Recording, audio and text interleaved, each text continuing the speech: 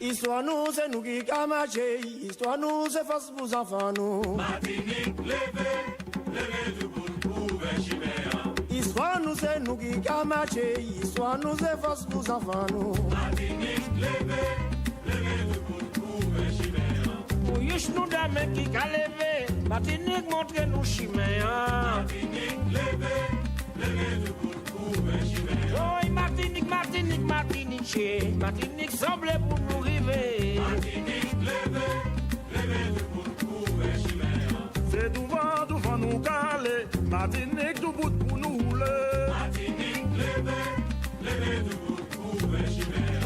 C'est devant nous caler. Vendant vous elle roule, nous ca rouler. Bilia mamaila. Bilia mamaila. Bilia mamaila. Bilia mamaila.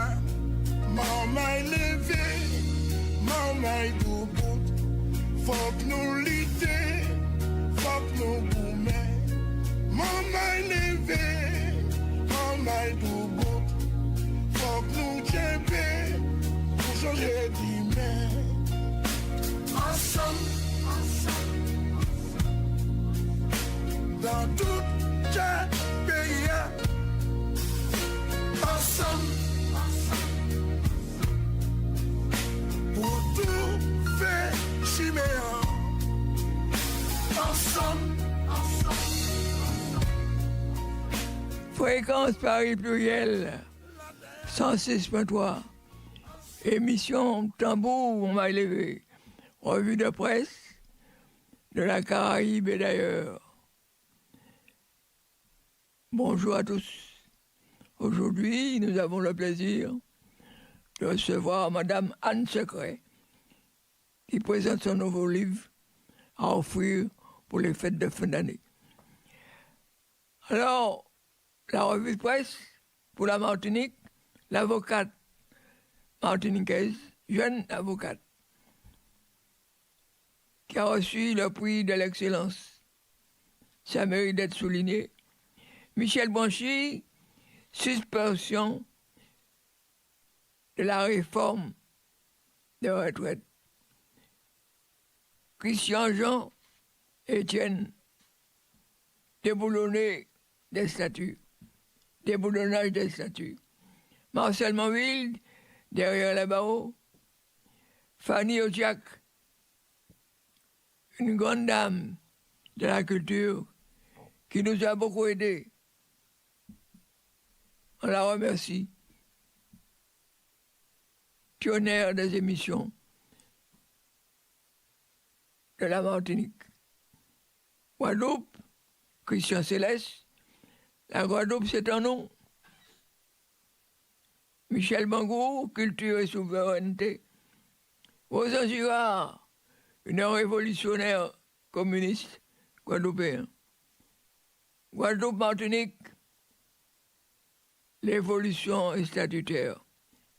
La Caraïbe, Trinidad et Tobago, en alerte. La page du livre, lire et faire lire. Malcolm Ferdinand, S'aimer la terre, aux éditions du Seuil. Christophe Touchard, Un alto pour passeport, aux éditions Favre. Jacques Ralit, Mon alphabet d'existence, aux éditions Arcane. Un cinéma antillais, Guillaume Robillard, presse universitaire.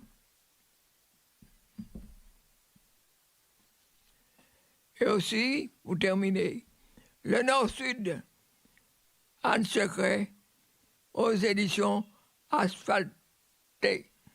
Voilà pour la revue de presse cette semaine.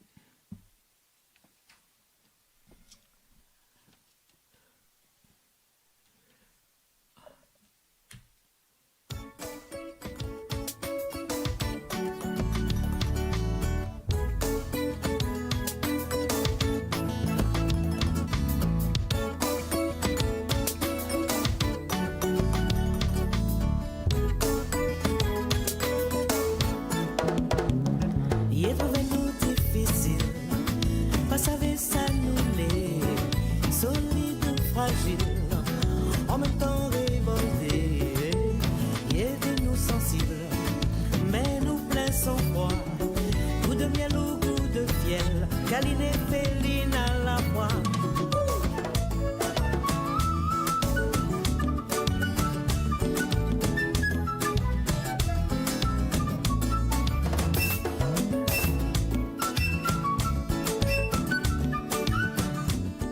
On enchaîne l'avocate martiniquaise Maya Saxemar, lauréate d'un concours d'éloquence.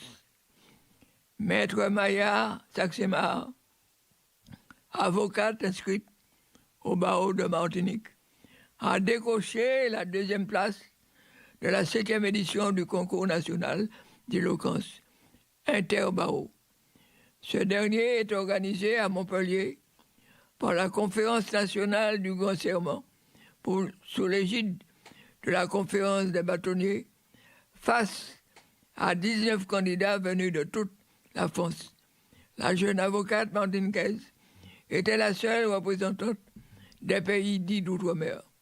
L'épreuve, réputée pour sa difficulté, s'est déroulée en 2 temps. Un discours préparé d'une dizaine de minutes sur un thème choisi parmi plusieurs propositions, puis une épreuve d'improvisation autour d'anecdotes réelles racontées par un universitaire. Par son verbe fluide, son sens du rythme et la profondeur de son propos, Madame Saxemar, Maître Saxemar, s'est distinguée parmi les finalistes. Sa prestation mêlant réflexion, humour et émotion a séduit le jury présidé par le président de la conférence des bâtonniers, Maître Fernandez. Cette première participation du barreau de Martinique à la compétition s'est soldée par une distinction prestigieuse.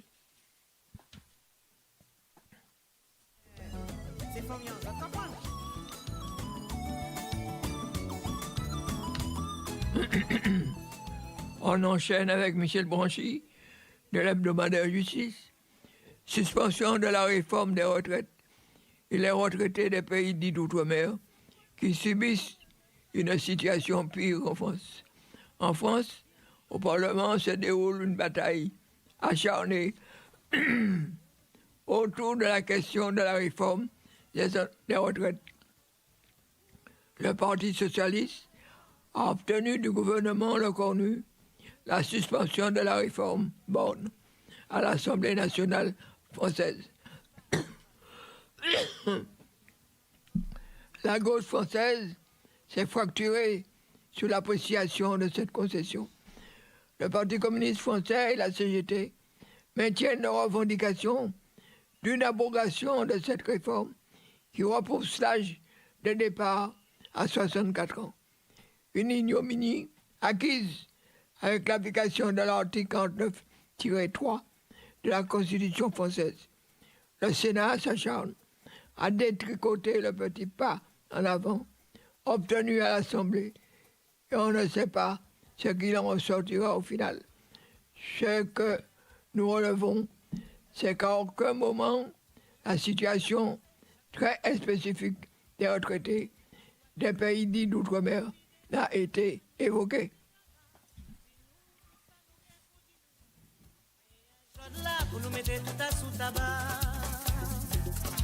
Chérie, dit une bon moment. Nous ne pouvons pas dialoguer. Des retours qui n'ont pas plaisir. Déboulonnage des statuts relax pour tous les prévenus. Le tribunal correctionnel de Fort-de-France a rendu lundi 17 novembre son délibéré dans l'affaire du déboulonnage des statuts de Victor Schœtcher, Joséphine de Beauharnais et Pierre Belin d'Édimbuc en 2020. 9 des prévenus ont été relaxés et 2 reconnus coupables ont été dispensés de peine. Le tribunal relaxe Denzel Guillaume, Alison Wall, Alaxiane Osier Lafontaine Jean-Baptiste Marcel et Jessie Parras et Bruno Pélage pour la dégradation de la statue de Schellcher.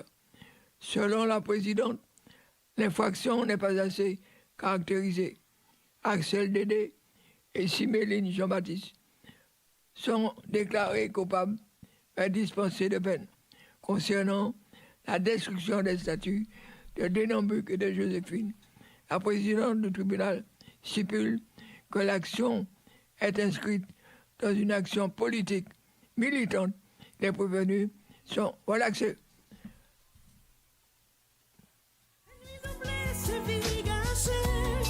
Par des êtres qui prétendent aimer, qui distribuent ce sentiment comme au marché, séduits par les désirs du monde, pour après rechercher ce qu'ils ont tant gaspillé.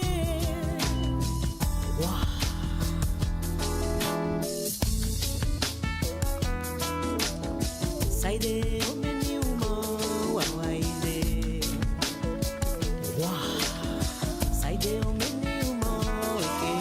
On enchaîne la mémoire de cet infatigable militant de la justice, de la dignité humaine et de la liberté des peuples est symboliquement emprisonné derrière 2 grandes portes surmontées de barreaux. Comment ne pas y voir la manque inconsciente d'une justice qui, des décennies après sa mort, referme sous lui ses grilles et rend captive la mémoire de celui qu'elle n'avait jamais pu et su de son vivant réduire au silence. Max Bellemare, Raphaël Constant, Philippe Edmond Mariette, Marilyn Marine et Philippe Placide. Marcel Manville derrière le barreau, libérons-le. Le 22 juillet 1922, à Trinité, Marcel Manville vient au monde. Le 22 octobre 1947, Marcel Manville prête serment d'avocat devant la première chambre civile de la Cour d'appel de Paris. Le 1er décembre 1998, décès de maître Marcel Manville dans les couloirs de la chambre d'accusation de Paris, alors qu'il s'apprêtait à plaider la cause des victimes algériennes du massacre d'octobre 1961. Le 1er décembre 2013, inauguration officielle de la voix pour un combattant de la liberté, titre du journal France Antilles, par le maire de Fort-de-France, M. Raymond Saint-Louis-Augustin, entouré de Mme Janine Darzière, veuve du bâtonnier Camille Darzière, responsable de la commission chargée des dénominations de la ville, qui dira « Sa vie est un exemple en présence de la famille Manville, des responsables du PKLS et surtout de M. Tristan Gervais de Lafont, président en 2013 du tribunal de grande instance de Fort-de-France, puis premier président de la Cour d'appel de Montpellier, aujourd'hui conseiller à la Cour de cassation. Oui, Marcel Manville est derrière les barreaux. En effet, dans le prolongement de la place Fabien, Véronique, située derrière le complexe Périnon, cette voie longe le palais de justice de Fort-de-France. En parallèle, et ce jusqu'au boulevard Général de Gaulle, et surtout l'entrée du tribunal judiciaire, l'homme a rendu à cet avocat martiniquais d'exception par la ville de Fort-de-France. Ah, Marcel Manville, Godo Godo, mi en Martinique. Ah, Marcel Manville. Dao Lagadao, mi en Martinique. Ah, Marcel Manville. Billy Papa, mi en Martinique. Ah, Marcel Manville. Guadeloupéen, yo ka parler di ça. Ah, Marcel Manville. Algérien, yo ka parler di ça. Ah, Marcel Manville. Palestinien, yo ka parler di ça. Ah, Marcel Manville. Godo Godo, mi en Martinique. Ah, Marcel Manville. Dao Lagadao, mi en Martinique. Ah, Marcel Manville. Billy Papa, mi en Martinique. Ah, Marcel Manville.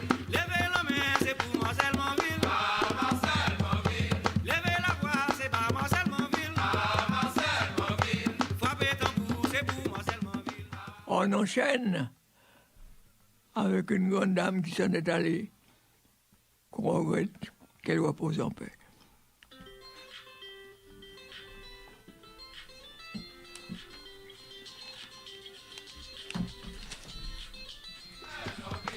La gendarmerie, yo ka marché comme ça. Marcel Mobile, Commandant, non, il passe à attendre ça. Marcel Mobile, Profiteya, non, il passe à attendre ça. Marcel Mobile, Bochiweya, il ka condamné ça. Marcel Mobile, Godo godo, mi en matinichi. Marcel Mobile, Godo godo, mi en matinichi. Marcel Mobile, Dormi debout, pas marcher à genoux. Marcel Mobile, Dormi debout, pas marcher à genoux. Marcel Mobile, M'entendre plaider, m'entendre Marcel Monville. Marcel Mobile, Oui, m'entendre plaider, oui, c'est Marcel Monville. Marcel Mobile, Godo godo, mi en matinichi. Marcel Mobile, Daolagada, mi en matinichi. Oui, je disais, une grande dame s'en est allée, une dame qui nous a apporté beaucoup de choses, qui nous a ouvert la porte à pas mal de choses. On l'apprécie et on regrette son départ. Cette dame, c'est Fanny Ogiac, pionnière des émissions de télévision culturelle, s'est éteinte. Fanny Ogiac, réalisatrice et ancienne directrice du Centre martiniquais d'action culturelle, CIRMAC, est décédée à l'âge de 87 ans. Pionnière des émissions artistiques à la télévision Martinique, elle a œuvré toute sa vie pour la diffusion et le rayonnement de la culture antillaise.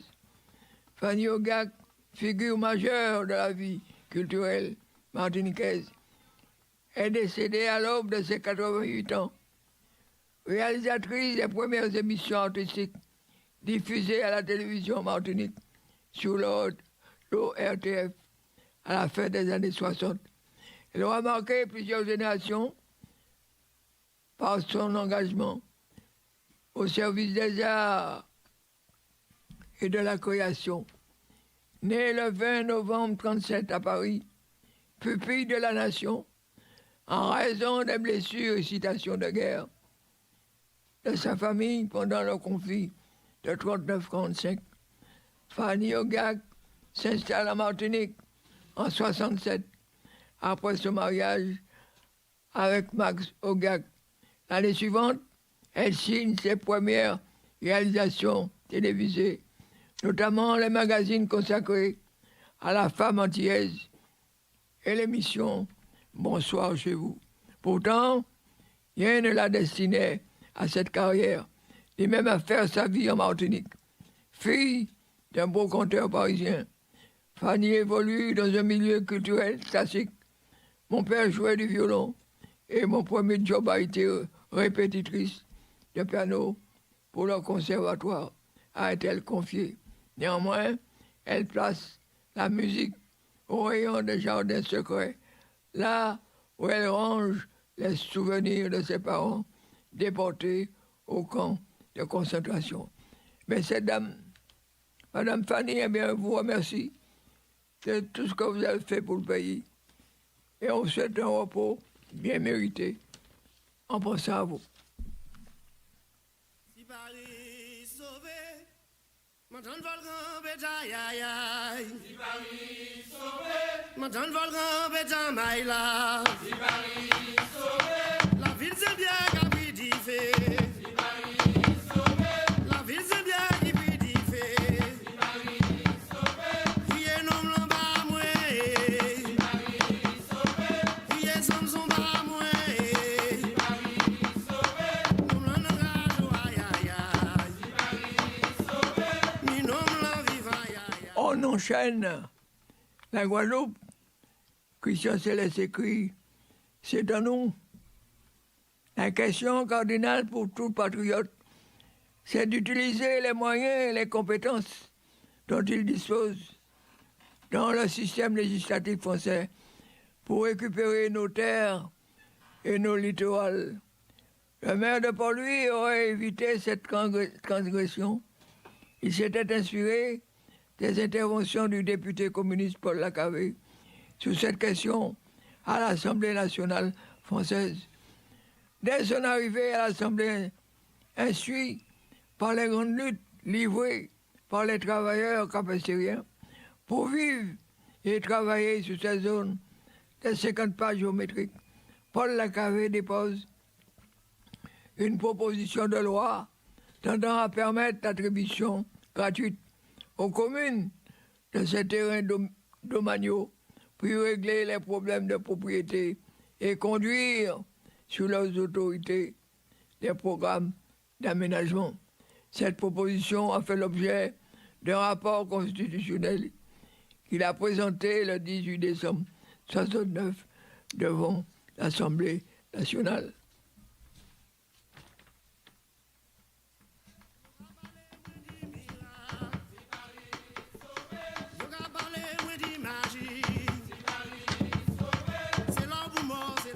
Toujours à la Guadeloupe, Michel Bongo écrit « Culture et souveraineté, en cette période chargée de symboles, pour nous, Guadeloupéens, prenons le temps de réfléchir à l'avertissement lancé par Michel Bongo dans cet extrait d'article datant de 2005.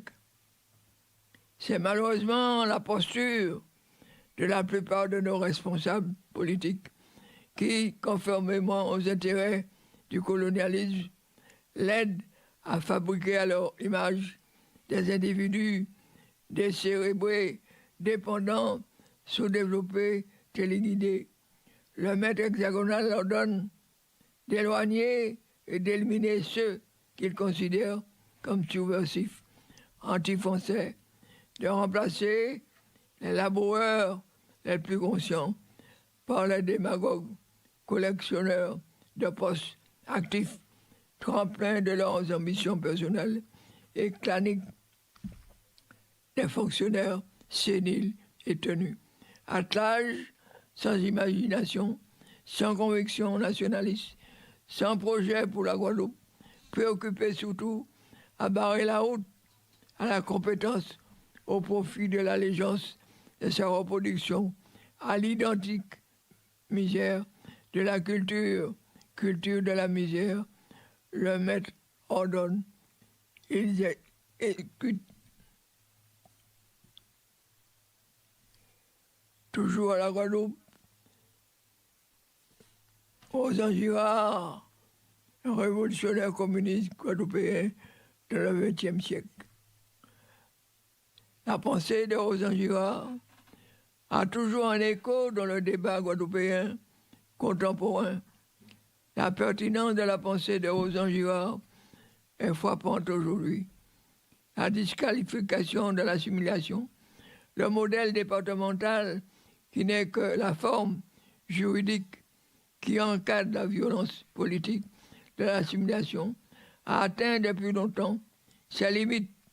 Les acteurs politiques guadeloupéens, y compris ceux qui étaient assimilationnistes, reconnaissent de plus en plus que les lois françaises ne sont pas adaptées aux réalités de notre pays. Par exemple, en matière d'aménagement du territoire, d'environnement ou de santé, la recherche d'une voie guadeloupéenne de décolonisation. Le débat actuel ne se focalise plus sur l'opposition, autonomie ou indépendance. En revanche, les discussions portent sur une évolution statutaire qui accorderait plus de pouvoir à la collectivité guadeloupéenne, autonome dans le cadre de la République, et qui ne ferme pas la voie à la souveraineté et à l'indépendance.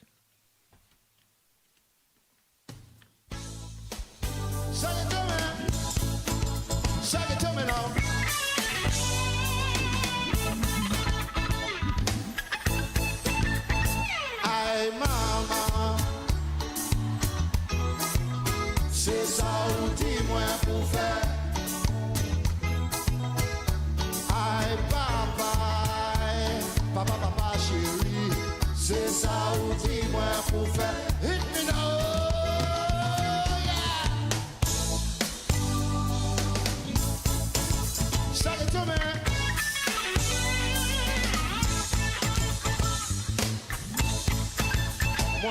descend, la rive à table, moi qu'à rouler en l'air, maman. Aïe, maman, aïe, maman, maman, doudou, c'est ça ou dis-moi pour faire. Aïe, papa, papa, chérie, c'est ça ou dis-moi pour faire. On enchaîne. Guadeloupe, Martinique, l'évolution statutaire face à l'enjeu de l'unité politique. Guadeloupe, les résolutions adoptées in extremis, le divorce des exécutifs. Les développements récents en Guadeloupe révèlent un contraste institutionnel et politique radical marqué par la fragmentation et l'incertitude. L'Assemblée plénière du Conseil régional du 20 octobre 2025 a validé les résolutions du 19e congrès tenu le 17 juin 2025 à une courte majorité, 19 voix pour, 17 contre. Ces résolutions portaient sur 4 points structurants, traduisent une volonté de réforme institutionnelle profonde. Résolution 1, le pouvoir normatif autonome et les mesures d'adaptation. Résolution numéro 2, la répartition des compétences et les moyens financiers. Résolution numéro 3, l'architecture institutionnelle incluant la potentielle fusion des collectivités, CTU, collectivités territoriales uniques. Résolution numéro 4, les hymnes et symboles de la Guadeloupe, affirmation identitaire. La crise de leadership, chacun est dans son rythme et irresponsabilité. La faible majorité et les prises de position des leaders guadeloupéens illustrent l'épuisement politique et le leadership unifié.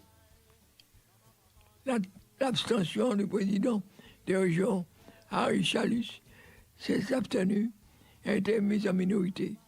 Il défend un simple 73, renforcé comme la Martinique, plutôt que les motions adoptées, soulignant que chacun est dans son rythme et qu'il ne veut pas emmener les Guadeloupéens n'importe où, l'affiche ainsi une rupture de ligne avec la mission de ces résolutions.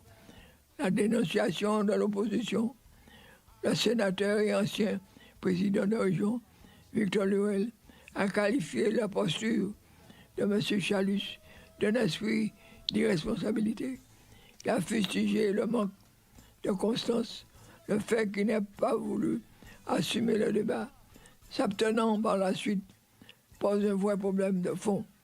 Pour les 3 autres résolutions, nous disons que c'est de l'irresponsabilité. L'opposition constante de M. Lurel et la position fluctuante des Chalus confirment la fracture politique, la démarche statutaire guadeloupéenne, manque de clarté et d'unité observée en Martinique.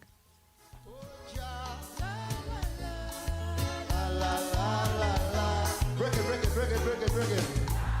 Est-ce que ça va? Levez. Et on va chanter ensemble, hein? On va chanter ensemble. Oh, Jah. Oh, yeah.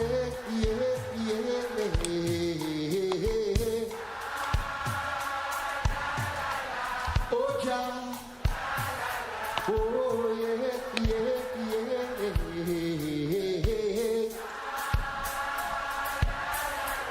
Oh, Jah. Oh, yeah. On enchaîne. La Caraïbe, Trinidad et Tobago en alerte après le redéploiement militaire américain dans les Caraïbes.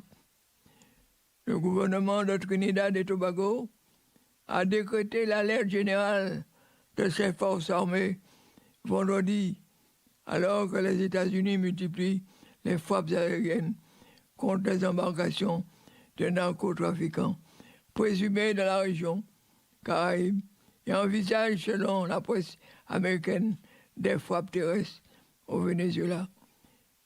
Attention, la tension monte dans les Caraïbes. Vendredi, les autorités de Trinidad et Tobago ont placé l'armée au niveau d'alerte maximale, ordonnant à tous les militaires de regagner immédiatement leur base. Trinidad et Tobago Defense Force a diffusé un message interne indiquant alerte générale avec effet immédiat et placé au niveau d'alerte.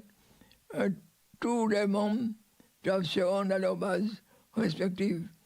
Dans le même temps, la police nationale a annulé toutes les commissions. Et voilà ce qui se passe dans la Caraïbe. Alors, pour pouvoir attaquer ces pays de la Caraïbe qui refusent les dictats américains et européens, il faut trouver des prétextes, des moyens. On joue sur la drogue. Comme ça, on peut faire tomber les gouvernements qui ont été élus démocratiquement. Ça, on appelle ça la liberté.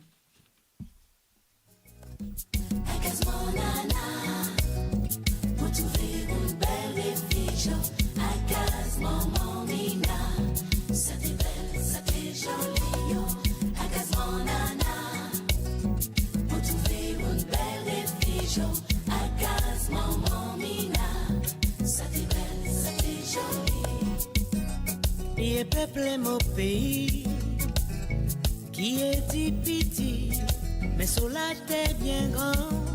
Sylviane Sedia. Les immigrants, ou le monde qui compte en lit, venez installer ici. On tient pas qu'un temps choisi, oui, mais pas l'or que débat. Y est monté ménage, y est troublé ménage, oh. Vini fait petit ici, mais y est pas oublié, y est pays. Tout y est famille, pas tes jambes. Ça qui te plie, vaillant, allez divan, oui, mais séparation, y est qu'à songer, y est famille.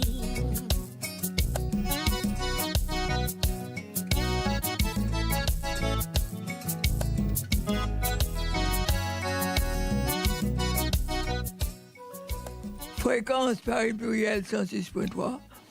Émission en tambour, mon maille levé. Les vendredis, 15h, 16h. Quand tu as une invitée comme aujourd'hui, l'émission arrive jusqu'à 16h30. Aujourd'hui, nous recevons une grande dame de l'écriture, que Nicole Robert se fera un plaisir de nous présenter et nous raconter un peu son parcours et le livre qu'elle vient d'écrire. Nicole, à toi. Bonjour à toutes et à tous. Bonjour Georges. Merci Théo à la technique et bienvenue donc à Anne Secret que nous sommes ravis de retrouver donc aujourd'hui, vendredi 28 novembre. Nous l'avons déjà invitée précédemment pour ses autres ouvrages et puis dans le cadre aussi de la Journée des femmes. Alors aujourd'hui, eh bien Anne va nous présenter donc son nouveau roman noir, Le Nord-Sud, publié aux éditions Alphalt. Alors un petit mot pour vous rappeler qui est Anne. Anne est donc autrice de romans noirs et de nouvelles noires.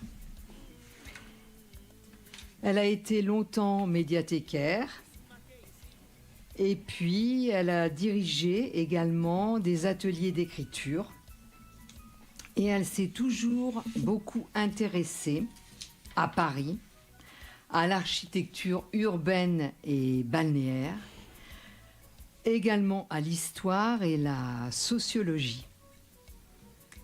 Elle n'écrit pas de thriller, ni de romans policiers. Ce sont des nouvelles noires, des romans noirs. Alors Anne, est-ce que vous pouvez nous décrire un petit peu pour les auditeurs et auditrices qu'est-ce que c'est que le roman noir? C'est une ambiance, une atmosphère? D'abord, bonjour Nicole, bonjour Georges, Théo, contente de vous retrouver. Qu'est-ce que le roman noir? C'est compliqué, je pense que chacun a un peu sa petite définition. En quelques mots. En quelques mots, c'est comme vous l'avez dit, ni thriller, c'est-à-dire pas trop de développement psychologique et d'action plus ou moins sanglante, ni roman policier au sens où c'est pas un roman à énigme, c'est-à-dire on va pas avoir un détective à la fin qui réunit tous les protagonistes pour donner la solution. C'est plus effectivement une affaire d'ambiance et avec en général un drame qui cristallise l'action et qui fait qu'il y a cette connotation sombre. C'est ça, exactement. Voilà, je voulais juste que vous le dire donc aux personnes qui nous écoutent. Alors d'ailleurs, il y a des auteurs qui vous ont inspiré ou il y a des auteurs qui vous tiennent à cœur? Oui. Alors le premier qui vient si facilement, on avait déjà parlé de ces romans africains, oui. Entre guillemets, c'est Georges Simenon, puisqu'on avait parlé du Blanc et Lunettes, je crois, ou du Coup de Lune, c'était le Coup de Lune. Voilà, quand il transporte le bois sur qui est un des romans qui sont très forts et qui justement dénoncent bien avant beaucoup d'autres gens la colonisation, l'absurdité de tout ça. Donc Georges Simenon a une œuvre énorme et il a écrit donc ces histoires du commissaire Maigret que tout le monde connaît, et aussi ce qu'il appelle les romans durs, c'est-à-dire ce sont des romans noirs justement, où il n'y a pas un personnage particulier qui résout des énigmes, c'est plutôt effectivement une cristallisation autour d'un fait et le comportement des gens, le comportement des protagonistes et les conséquences qui peuvent être fatales en fait. Oui, donc c'est Simenon, donc votre livre de chevet. Simenon, il y a d'autres auteurs aussi. J'ai vu Steinbeck. Oui, aussi, oui. Les raisins de la colère, c'est ça. C'est parce que c'est sociologique. Oui, également. Alors justement, c'est il y a dans le roman noir, c'est ça. Il y a la présence, l'étude de la sociologie, enfin la sociologie des personnages.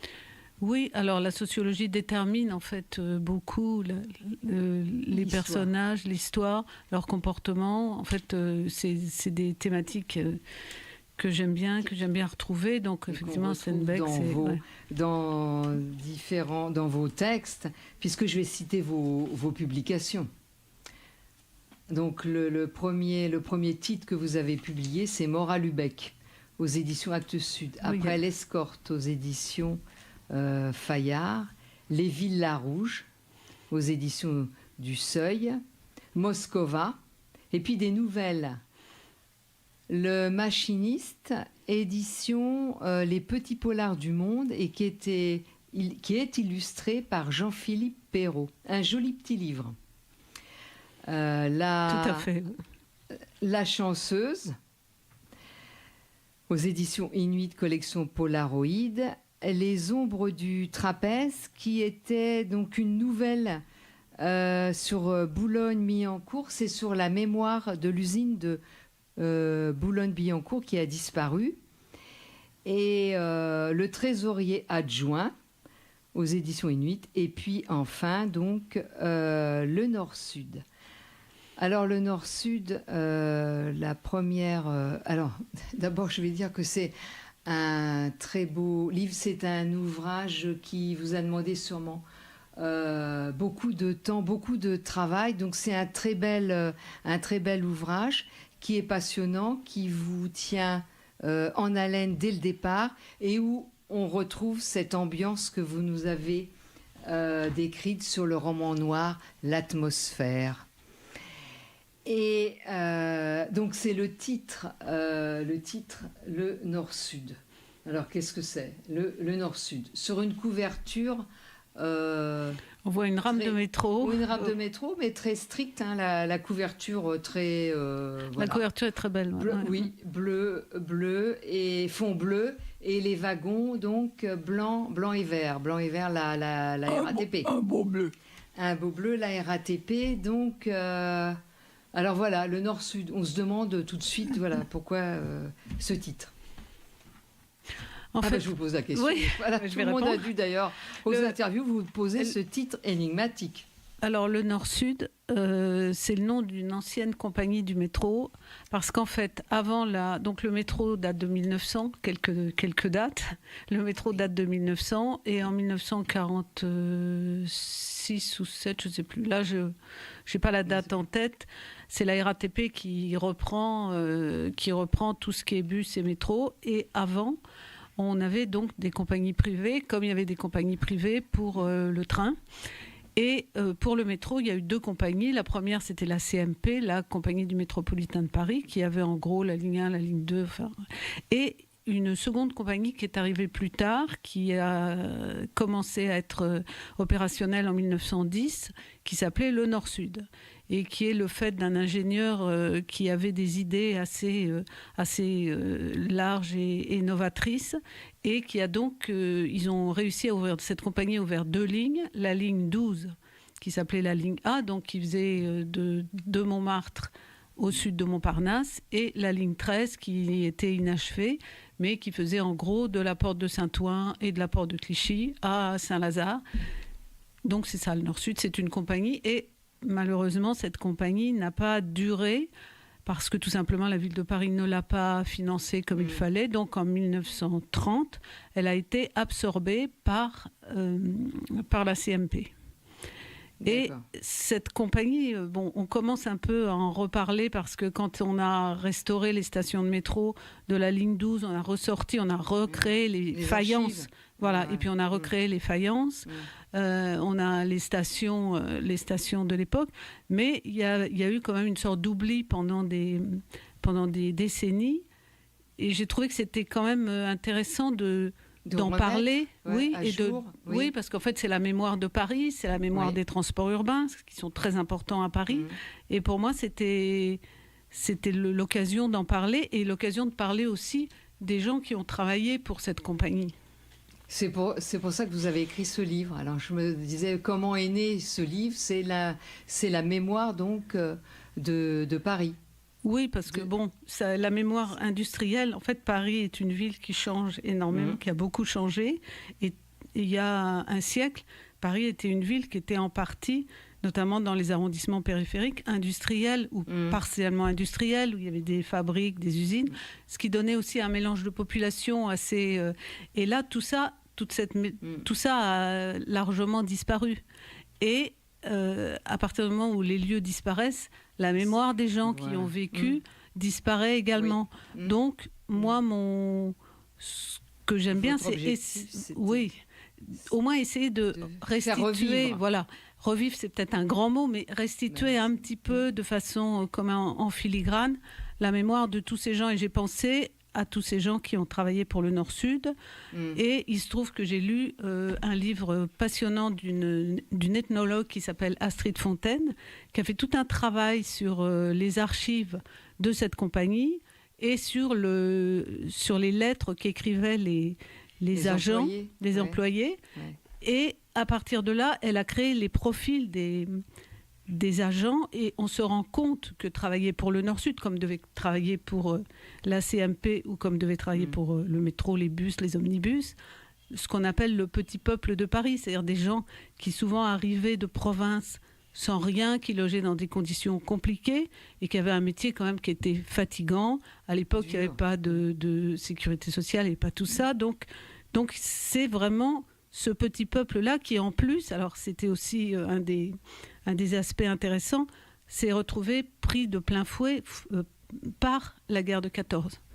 Et donc il y a une détresse, vous avez des mères qui perdent 2 enfants, des femmes qui sont employées au Nord-Sud, qui perdent deux garçons, vous avez des gens qui sont gazés, qui travaillent pendant un moment et qui après ne peuvent plus travailler. Enfin, il y a toute une évocation de ça que j'avais envie de faire remonter un peu à la surface même si ça n'est qu'éphémère et léger. Je dis c'est d'actualité. Mais pour prendre Ça conscience... l'est toujours, oui. Oui, voilà. Pour prendre conscience. D'ailleurs, ce monsieur, cette dame, Astrid Fontaine, c'est d'après son livre « Le peuple des tunnels ». Exactement. Ouais, c'est le peuple des tunnels. Alors, dans votre livre, donc, c'est bien un roman noir, donc dans l'univers du métro parisien. La scène d'ouverture, elle est très forte. Elle prend le lecteur dès le départ.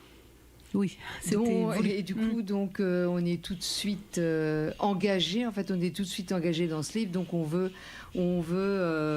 suivre. Qu'est-ce qui va se passer. Donc, il y a plusieurs chemins. Donc, dans votre livre, si je peux m'exprimer ainsi, parce qu'il y a Séverine, votre héroïne. Oui, il y a plusieurs strates en fait. Il y a plusieurs strates. Oui. Et j'ai vu que dans tous vos livres, c'est toujours une héroïne. Hein. Oui. C'est jamais un homme, c'est toujours une femme. Sauf dans La mort à Lübeck, où c'est un homme. Oui. Voilà. Mais la plupart du temps, c'est une héroïne. Donc il y a Séverine, il y a cette histoire donc que vous racontez là, donc du Nord-Sud et de ce monsieur. Ça commence en 1931. Oui. Et puis il y a l'histoire intime de Séverine. Et il y a l'histoire donc des grands-parents. Oui, une histoire de famille. Oui, une histoire de famille. Ouais. Donc là, vous lancez donc le lecteur sur 3 pistes. Donc c'est comme ça que vous avez construit votre livre.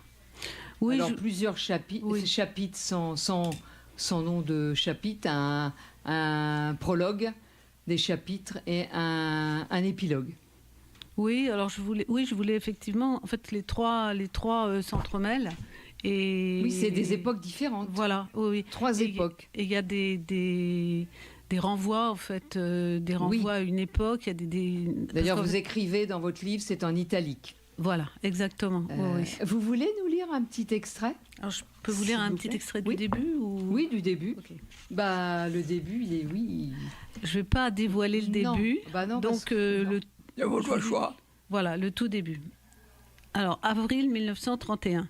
Il claque la porte du bureau et s'engage dans l'escalier.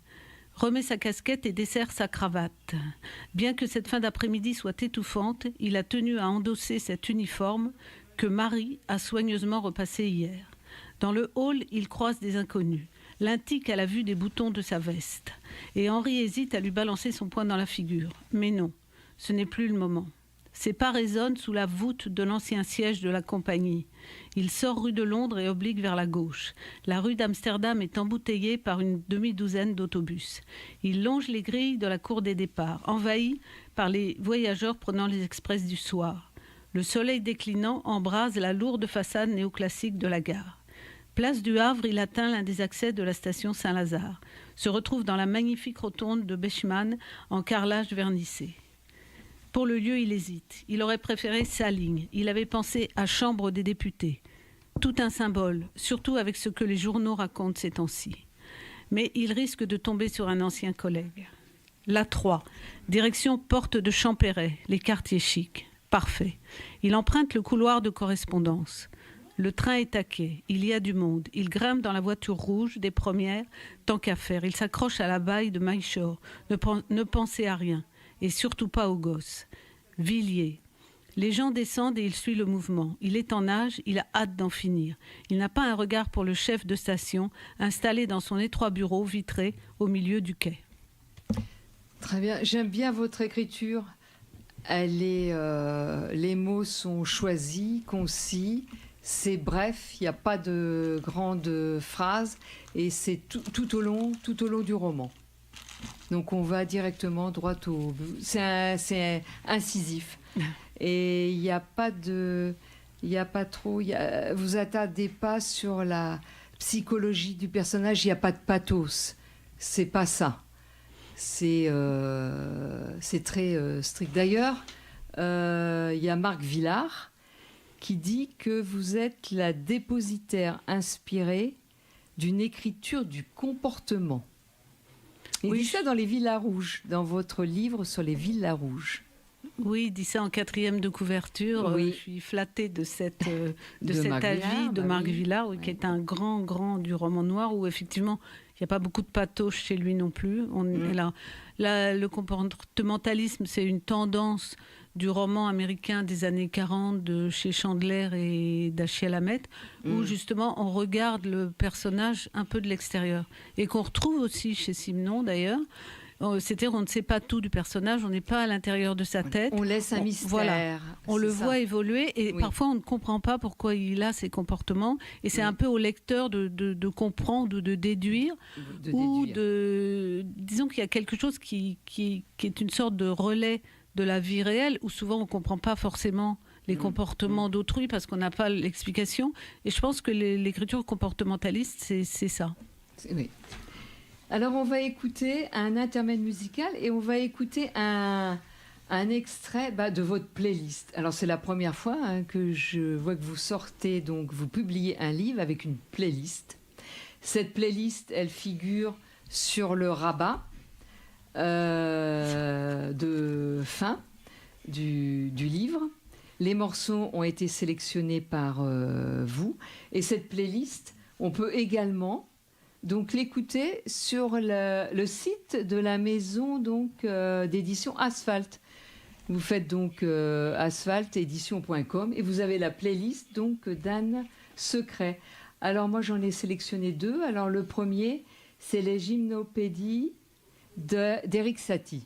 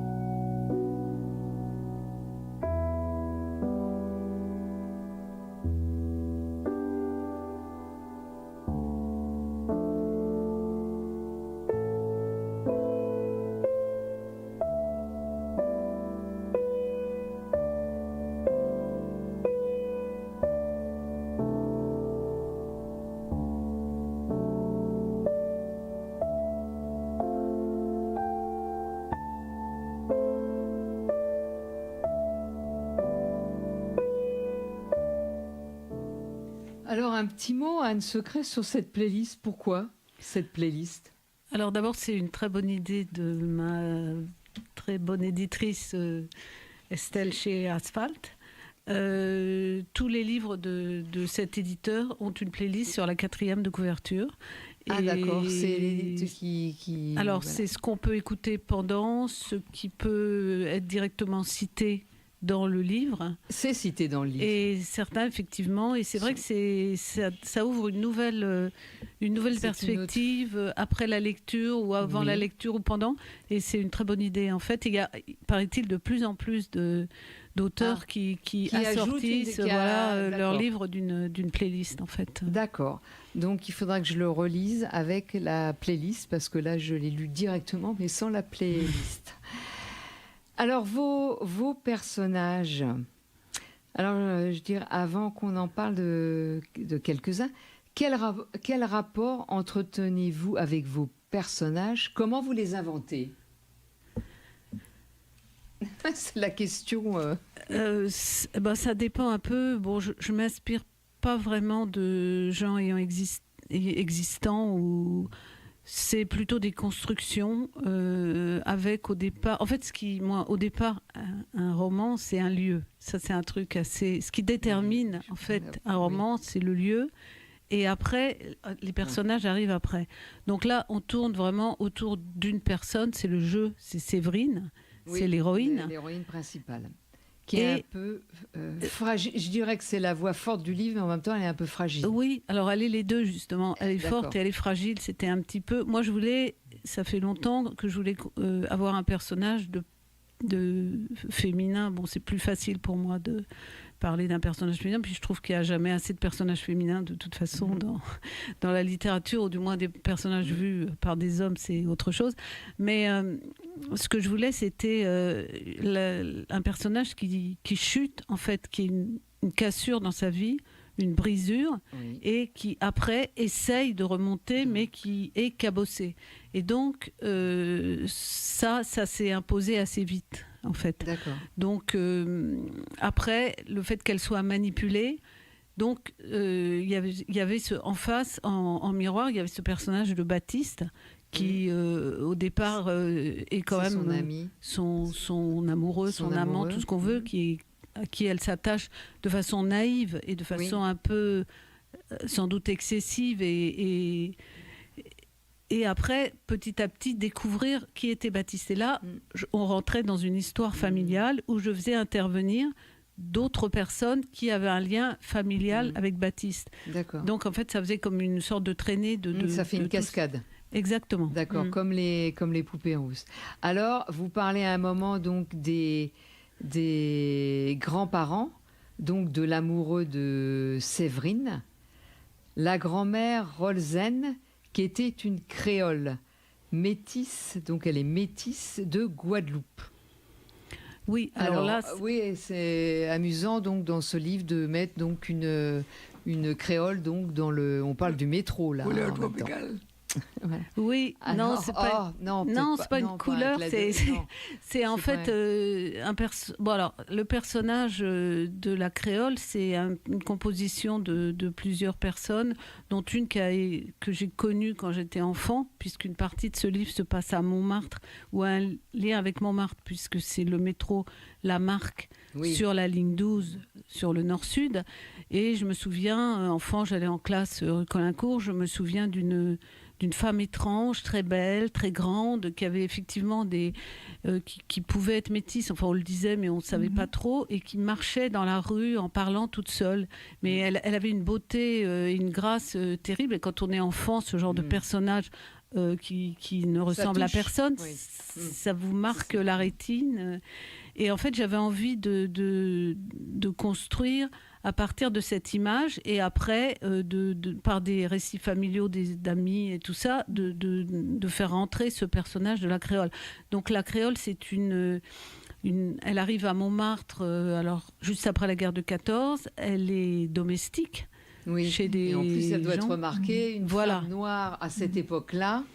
Oui, donc il y a tout ça, il y a tout ce regard sur les gens qui arrivent d'outre-mer et les gens qui sont métis. Je voulais mettre tout ça, et donc ça faisait un poids et une sorte de déterminisme social compliqué.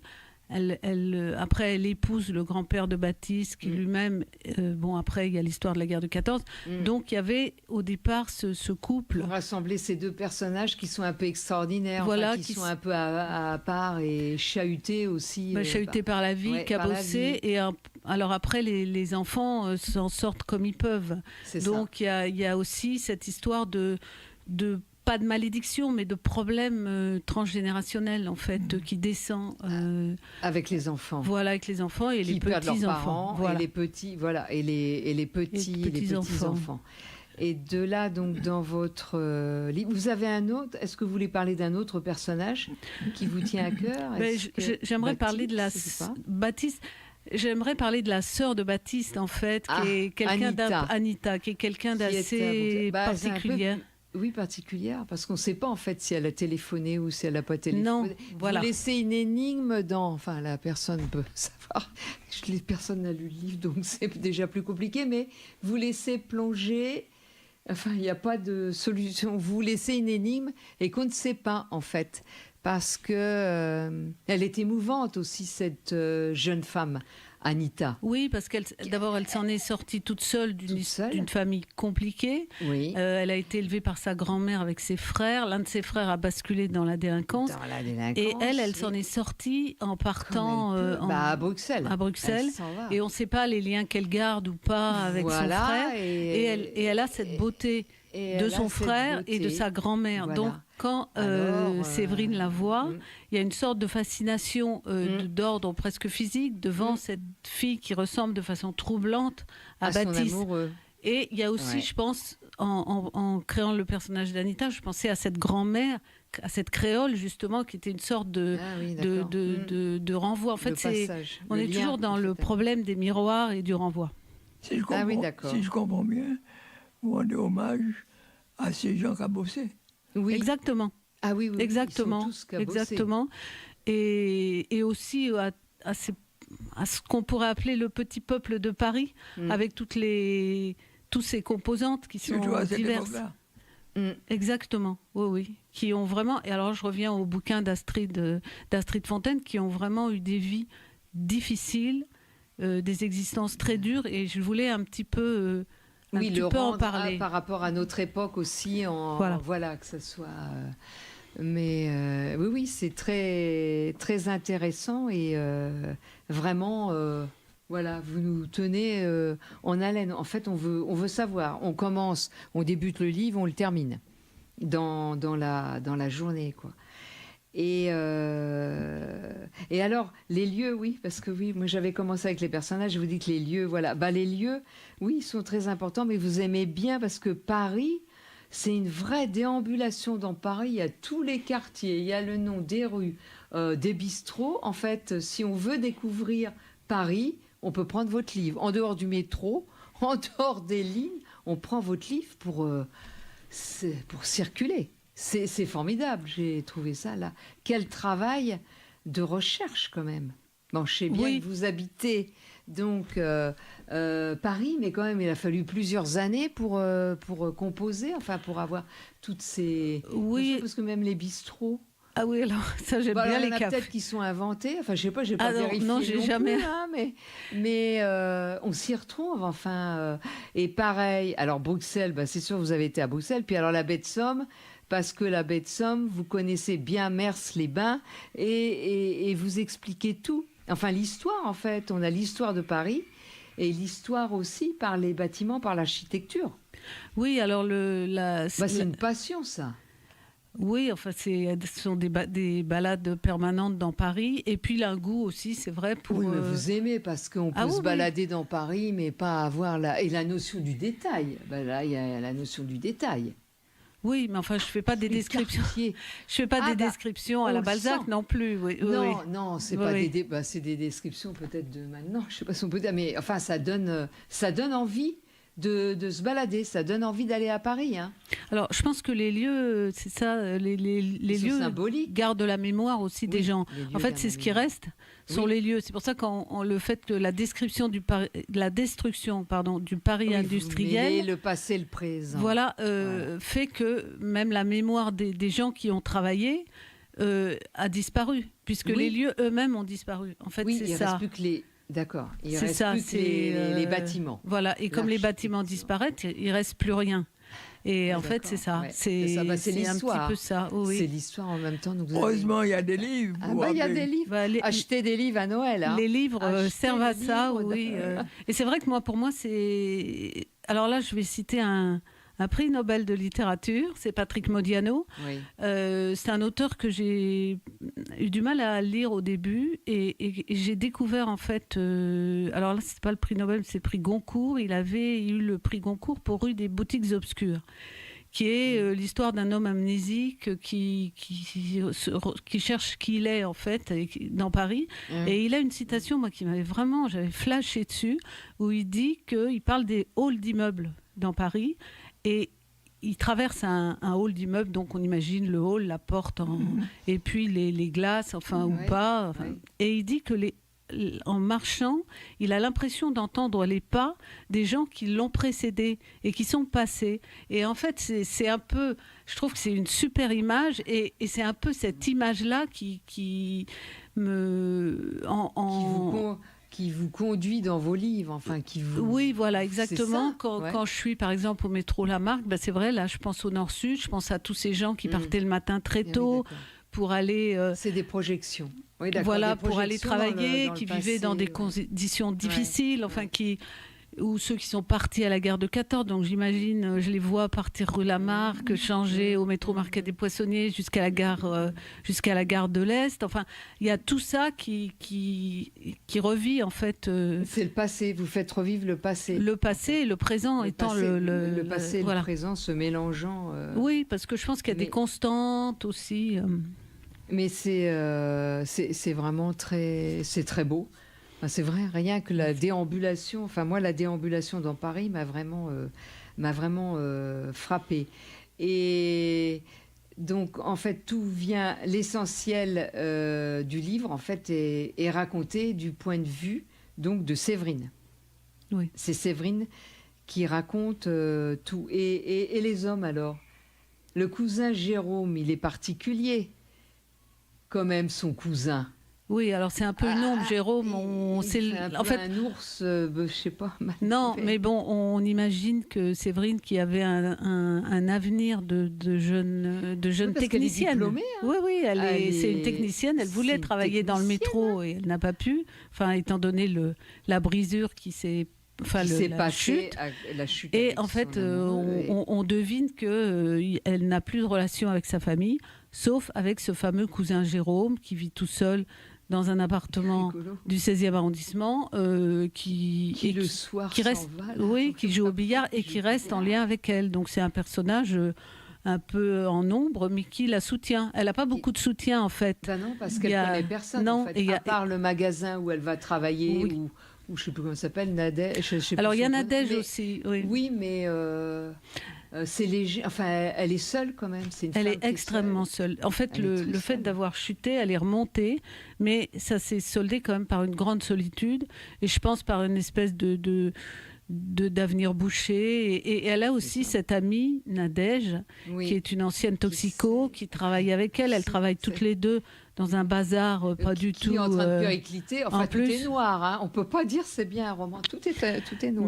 Mais il y a aussi l'amitié. Je voulais parler de cette amitié, cette espèce de soutien entre ces deux filles là, qui travaillent dans ce bazar, qui ont toutes les deux des avenirs bouchés. Des filles paumées. Oui, paumées par difficiles, qui ont eu des problèmes et qui essayent qui se tiennent les coudes. Et ça, c'était important. Ce personnage de Nadège, en fait, c'est aussi important. Alors que les autres, Baptiste et Basile, les deux garçons, alors là, c'est particulier. Enfin bon, on va pas dévoiler. Non. On va pas dévoiler. Donc on s'arrête. Alors c'est le secret. C'est le secret. S'il y a un jeune qui est très bien, enfin un monsieur qui est déjà un certain âge, c'est Giancarlo, l'ancien voisin de la rue Colincourt, qui fait connaître donc justement à Séverine l'histoire donc de Basile. Oui, alors c'est le fils d'un libraire d'occasion de la rue Colincourt. Alors là, dans le roman, c'est une espèce de petite période un peu presque idéale parce qu'elle échappe complètement à son destin parce qu'elle est quand même poursuivie. Elle est quand même poursuivie, oui. Il y a des malfrats qui veulent l'attraper quand même. Hein. Ça va l'amener à Mers-les-Bains. Hein. C'est vrai, mais elle rencontre ce libraire avec qui elle échange. Le libraire a connu cette fameuse créole, a connu la famille, il y avait des liens, et il y a une espèce de... Elle est dans cet endroit assez joli qui est entre le métro Lamarck, on monte un peu vers les hauteurs du Sacré-Cœur, c'est des petites rues tranquilles, pas trop touristiques, parce que ça se passe au mois de novembre ou décembre, et donc là, elle est dans une espèce de bulle, là, et effectivement, Giancarlo, Giancarlo, c'est ça.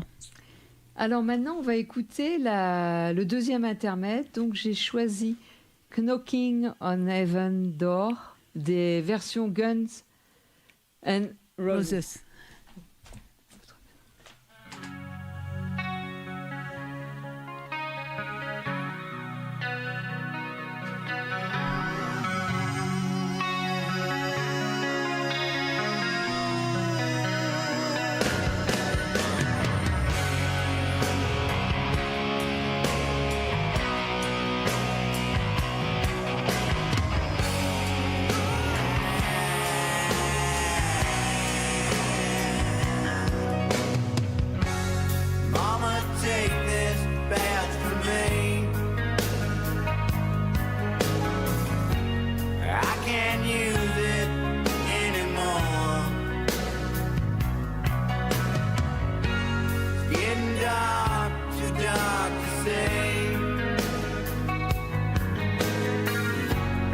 like I'm knocking on heaven's door.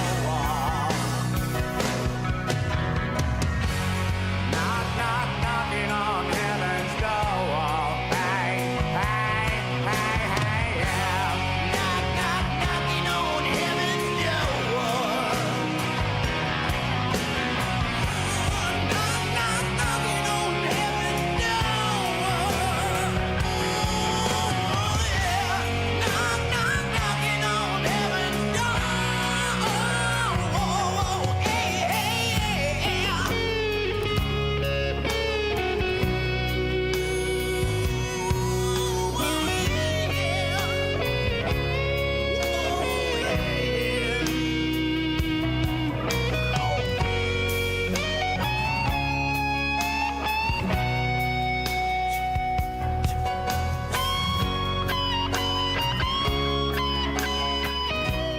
Vous écoutez l'émission Au tambour, au maille levé tous les vendredis de 15h à 16h et jusqu'à 16h30 avec un invité. Aujourd'hui, nous recevons une invitée, Anne Secret, auteure de romans et de nouvelles noires. À la Alors, technique, Théo. à la technique, Théo. Si on n'avait pas Théo, bah, ce serait difficile. Merci Théo. Ben, sans Théo, il n'y a, Ah. a pas de radio. Ah bah, il n'y a pas de radio. Voilà. Pas On compliqué. fait bonjour à Théo qui est derrière la vitre. Oui, je voulais poursuivre quand même avec les ateliers de Vaugirard. Alors, comment vous vous êtes documenté? C'est d'après votre expérience professionnelle. Oui, c'est un vécu. Là, on est C'est un vraiment dans le vécu. là, les Bon, ateliers je de travaillais pas Vaugirard. à l'atelier de Vaugirard, Non. mais travaillant pour la culture culture. à la RATP. Il se trouve que pendant quelques années, j'ai eu pour moi, c'est une chance d'avoir croisé ce monde-là. Ouais. J'ai eu la chance d'avoir un bureau dans cet atelier de Vaugirard, qui était donc l'atelier du Nord-Sud, atelier de maintenance des trains du Nord-Sud, et qui était une sorte d'incongruité puisqu'il a été construit en 1910, puisque quand le Nord-Sud a été lancé. Et en gros, il n'avait pas bougé. Donc c'était un lieu assez grand, même très grand, où il y avait beaucoup de trains. Il y avait la maintenance quotidienne des trains qu'ils appelaient la petite révision. Un lieu d'histoire. Voilà, un lieu exactement d'histoire d'histoire. et la maintenance des trains de travaux qui la nuit. Et en plus, il y avait l'ancien RAM de Sprague Thompson qui était là. Alors, faut nous dire un petit mot justement sur cette rame-là. J'ai jamais entendu parler. Pardon ? Eh ben non, oui, Non, c'est non. pour ça, non. Ouais. Moi non plus, hein, je connaissais pas. En fait, je pense qu'on le connaît visuellement. Le Sprague Thompson, en fait, c'est un modèle un matériel. de métro, un modèle Ouais. de matériel. Il y a eu plusieurs, ça a été décliné, mais c'est en gros ça, un, oui. Un prototype. Oui, enfin, mais c'est visuellement, on voit bien parce que ça a été lancé en 1900, ça a évolué jusqu'en 1980 à peu près, c'était extrêmement oui, c'est ça, solide. Les dernières générations, elles auront roulé jusqu'au 16 avril 1983. Et on le voit quand il y a des images d'anciens films ou de reconstitution, c'est des rames vertes et rouges, donc la voiture de première est rouge, les autres jaune, voitures je sais pas, sont il y avait du jaune aussi, vertes, c'était et première l'intérieur classe, c'était déjà- jaune. Non, à Ah oui, l'intérieur c'est c'était l'intérieur, jaune. c'était jaune. Et alors les banquettes étaient en bois, en seconde classe et en moleskine en première classe. Voilà, c'est ça. Et elle a vraiment avec des merveilleux dessins C'était Art Nouveau, très beau. c'était très très beau, des plaques émaillées à l'intérieur, et c'était tous les Parisiens ont connu, les Parisiens d'un certain âge, et les Parisiens défunts ont connu ces rames rouges et jaunes du Sprague Thompson. Donc là, à l'atelier de Vaugirard, il y avait le train était là-bas. Ça, vous l'avez vu là? Oui, je l'ai vu. Oui, j'ai même visité l'intérieur et tout. Donc, il y a Théo qui veut dire un mot sur ce métro. Ah, peut-être parce que je l'ai pris quand j'allais à l'école, donc je me souviens très bien. On avait encore les pointeurs comme au Lila. Donc oui, et en plus étant un ancien agent, donc mais dans le bus, voilà. Ah oui, d'accord. Donc je connais bien aussi. D'accord. Très Théo connaît bien aussi donc ce. Voilà. Donc pour revenir à l'atelier, donc c'était vraiment, ça avait un côté un peu hors du temps. C'est vrai, ça fonctionnait à l'ancienne. C'était et il se trouve que je l'ai vu au moment où donc j'avais un bureau à l'entrée de cet atelier. j'ai vu les premières démolitions, puisque là, il est actuellement quasiment complètement démoli et recouvert, puisque la maintenance des trains va se faire en souterrain, parce que c'était à l'air libre, en fait, ou dans des hangars, recouvert d'immeubles, de bureaux, enfin, c'est-à-dire toujours le même principe, un petit peu ce qu'on appelle la gentrification au sens, c'est-à-dire des lieux industriels deviennent des lieux de spéculation immobilière. Donc, c'est de l'argent. Voilà, cet atelier qui avait quand même une histoire qui était, alors je crois qu'à un moment il était question de le classer ou d'en classer une partie, et puis finalement ils l'ont pas classé, et on voit bien le grignotage petit à petit du lieu, par la spéculation immobilière, par la création d'immeubles comme on fait maintenant, de 6 étages avec des murs arborés, enfin avec tout, sans doute un confort, c'est sûr, beaucoup plus important pour les gens qui habitent là. Mais à quel prix? Oui, mais à quel prix? Oui, à quel prix? C'est pas pour tout le monde. Ben non, c'est pas pour tout le monde. Et du coup, ce matériel, il doit être récupéré à Bercy, alors? Il a dû être récupéré... je crois que la rame, elle est dans un autre atelier. Il y a un grand atelier à la Villette, je pense qu'elle est là. D'accord. Et donc voilà, c'était raconté aussi la disparition de cet ultime, un des ultimes lieux industriels dans Paris. C'était aussi raconté ça, parce que je l'ai vraiment vécu en live. Sur plusieurs années. Sur plusieurs années. Sur plusieurs années, oui. Oui, c'est pour ça, dans ce livre, on apprend plein de choses. Donc, c'est vraiment un livre à découvrir, à lire et à acheter pour Noël, parce que ça va être ça va être bientôt Noël. Donc, oui, un beau livre. Tous les gens passionnés aussi de chemin de fer. Voilà, non. Très intéressant. Et puis, les quartiers. Et un petit mot aussi sur l'architecture, parce que, quand même, vous nous parlez de lieux secrets. À Mers-les-Bains, rue Duquesne, pendant la dernière guerre, les Allemands avaient muré les villas de l'esplanade et creusé des tunnels dans les sous-sols, des rues latérales au cas où. Oui, alors donc là, Mers-les-Bains, donc c'est une station balnéaire très jolie. Les maisons sont de couleur. Très belle Nicole maison. connaît. Oui. Où se termine le roman. Alors, c'est étonnant parce que Mers-les-Bains, c'est à 180 km de Paris à peu près. Ça doit être la station balnéaire la plus proche de Paris. Donc, au début, ça a été construit plutôt pour la bourgeoisie qui prenait ses quartiers d'été. Mais à partir de 1936, il y a eu les congés payés. Et or, les gens qui prenaient le train pour aller au bord de la mer, c'est un des premiers endroits investis par les gens qui étaient en congé payé. Donc, dans mon esprit, je me dis que des gens, d'anciens employés du Nord-Sud, ont pu venir à Mers-les-Bains. Donc, ça faisait aussi, là aussi, on est toujours dans le jeu de miroir et tout ça. Parce que vous parlez beaucoup de l'architecture, là, à Mers-les-Bains, les maisons en briques, Art Nouveau.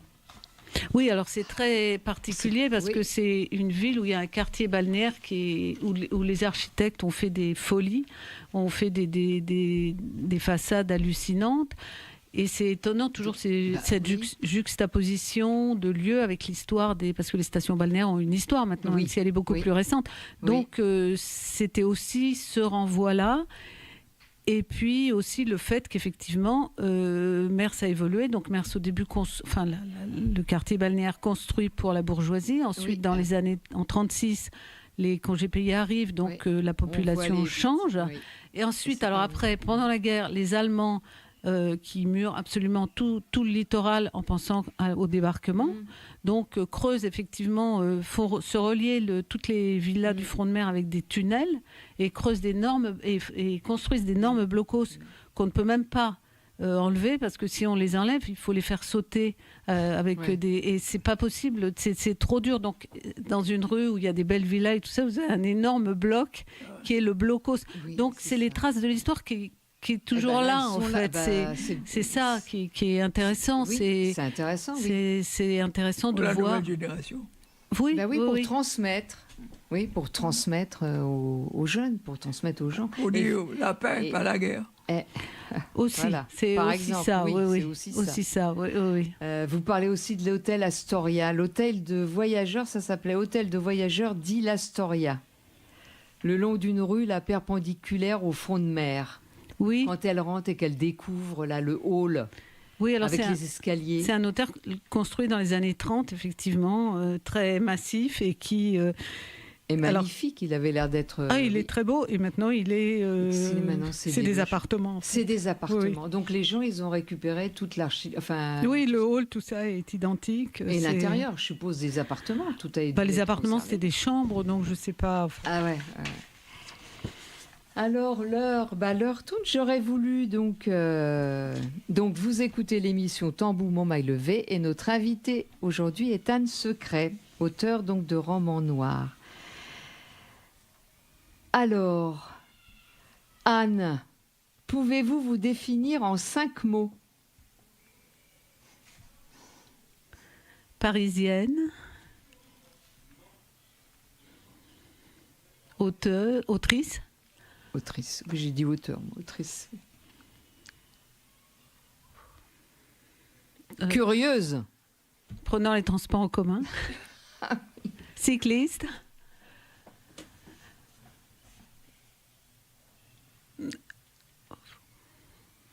Ça s'arrête à 4, là. Ça s'arrête à 4. Le roman. Vous aimez quoi?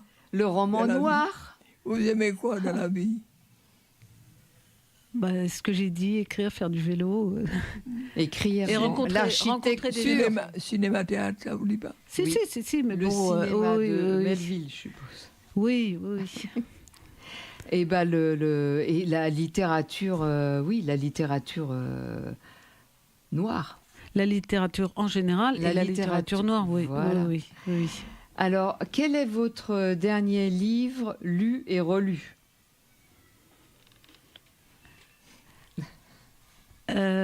Là, je suis en train de découvrir les livres de Frédéric Paulin qui sont des trilogies. Alors, c'est pas à la série noire, c'est en folio policier, mais policier, c'est pas le nom qu'on vient pas.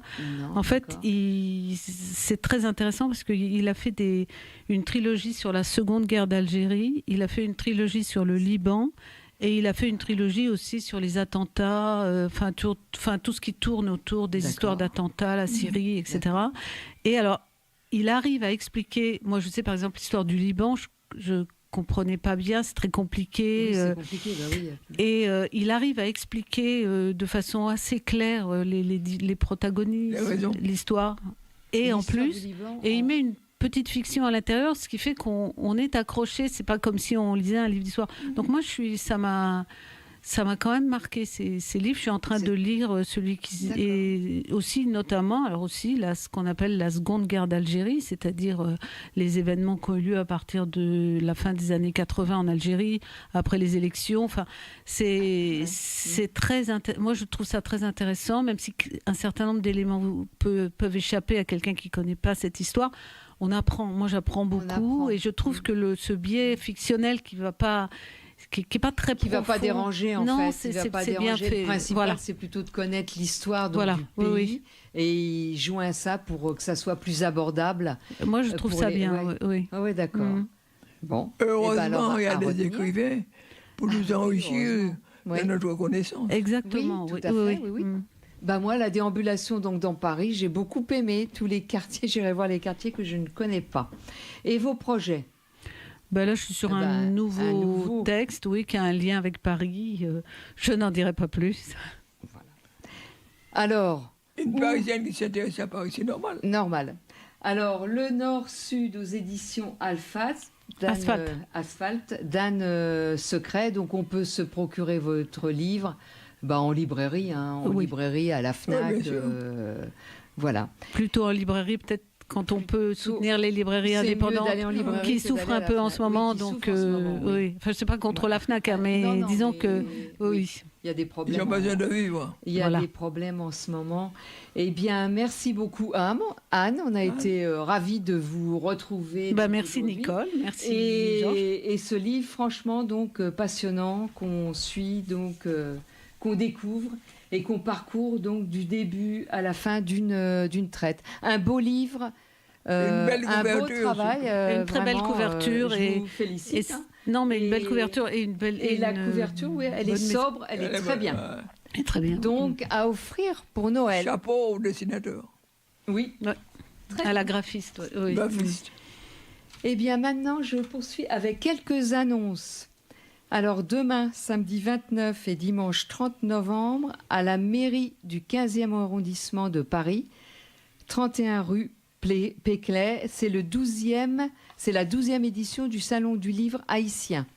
L'entrée est libre et peut-être que l'écrivaine Yannick Lahens, lauréate du Grand Prix de l'Académie française 2025, qui est haïtienne, et qui a reçu ce prix pour Passagère de nuit, sera l'invité d'honneur de cette nouvelle édition. Et je vous en avais déjà parlé, mais maintenant ça arrive bientôt, donc je vous le redis. Le marché, le Salon international africain, le MIMA, 19e édition, samedi 6 décembre, la semaine prochaine, samedi 6 décembre, et dimanche 7 décembre, l'espace des 7 arpents, 42 rue des 7 arpents à Pantin, métro Hoche.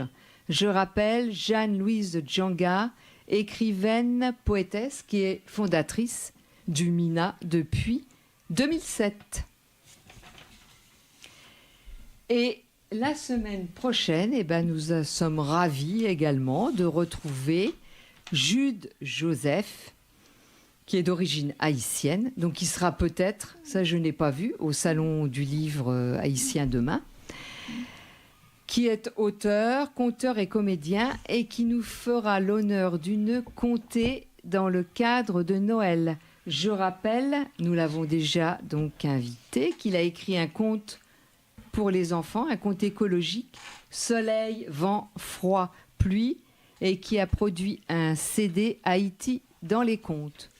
Et puis j'avais juste une petite annonce, mais qui est le décès de Jimmy Cliff, qui est quand même la légende internationale du reggae, qui s'est éteint lundi à 81 ans, qui est une figure majeure du genre et ambassadeur culturel de la Jamaïque. Alors je ne sais pas, je ne sais pas si Théo a un petit extrait à mettre. Non, c'est peut-être non, comme je ne l'ai pas prévenu, donc c'est peut-être un peu, voilà. Parce que je redis les titres, les 5 plus grands titres de Jimmy Cliff. Many Rivers to Cross en 69, Vietnam en 70, The Harder They Come en 72, Reggae Night en 83, I Can See Clearly Now en 92. Bon, je ne sais pas si Théo, c'est possible ou pas. Puis je vais ajouter quelque chose. Alors, c'est pas grave, ça sera en fond, Georges, on pourra l'entendre en même temps. Si, non, c'est de ma... Oui, on vous écoute alors, Georges. C'est Myriam Moïse, Oser l'excellence, cultiver la sonorité. Ah oui. Alors, on a eu le 10 septembre, Myriam Moïse a reçu la médaille de l'Ordre national du mérite, une distinction qui vient saluer le parcours d'une femme martiniquaise, engagée dans la voie, résonne bien au-delà des frontières de la Caraïbe. Alors, Ludivine Nilo pose la question, pouvez-vous vous présenter pour la lectrice de Créola? Elle répond, vous êtes entre autres maître de conférence à l'Université des Antilles d'ailleurs, et 10 maîtres ou maîtresse de conférence. Les deux se disent, c'est un choix. Les femmes devraient pouvoir dire ce qu'elles ont envie de dire. Souvent, on m'impose maîtresse de conférence, que je n'aime pas. Il y a d'autres mots que je féminise en choix.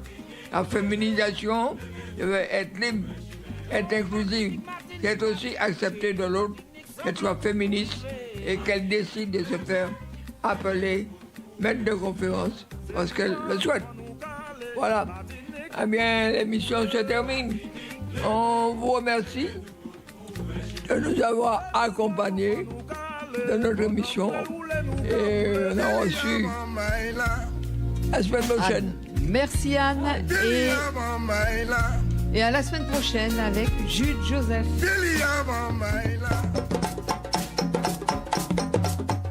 vous êtes sur FPP 106.3 en région parisienne et on va introduire le documentaire de Claire Messager fait en mars 2020 sur la mort de Babacar Gaye qui a été tué par la police en 2019 en lisant le texte qu'Acta a écrit avant-hier suite au meurtre